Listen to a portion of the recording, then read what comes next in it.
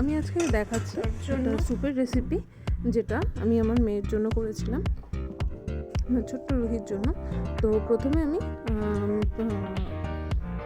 Pressure কুকারে একটু butter দিয়ে নিয়েছি, তারপরে এই ভেজিসগুলো একটা একটা করে সবগুলো একসাথে দিয়ে নিয়েছি।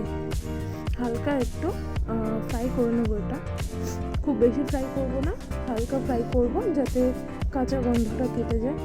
তো এই জন্য একটু নেড়ে চেড়ে নিলাম। তারপরে এর মধ্যে দিয়ে দিলাম একটু চপ করে কেটে রাখা চিকেনটা খুব বেশি ভাজবো না, অল্পই ভাজবো।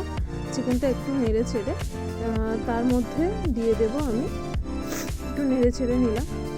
তো এর মধ্যে দিয়ে দেবো আমি একটু জিরে গুঁড়ো, সামান্য একটু জিরে গুঁড়ো দিয়েছিলাম, একটু গোলমরিচ গুঁড়ো, আর দেবো একটু আদা রসুনের পেস্ট দিয়ে সব কিছু, এটা রসুন বাটা আর দেবো একটু আদা বাটা। আমি একসাথেই সব কিছু বেটে রাখি, তো সেই কারণে এটা দিয়ে দিয়েছিলাম।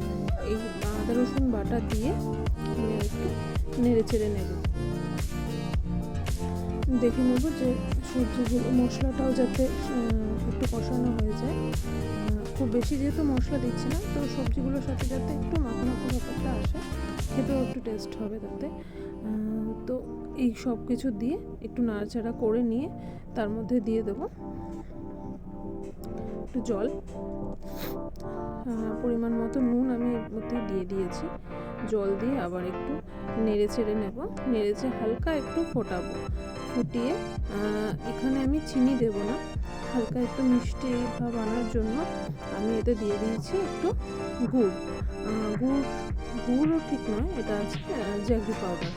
তো অল্প একটু জ্যাগরি পাউডার আমি এর মধ্যে দিয়ে দিয়েছি, দিয়ে আবার একটু নাড়াচাড়া করে নিয়েছি। নাড়াচাড়া করে সবসময় প্রেশার কুকারে চারটে সিটি দিয়ে নিয়েছিলাম। চারটে সিটি দিতে এইভাবে হয়েছে। তো থ্যাংক ইউ, আমার শোনারও খুব ভালো লেগেছিল।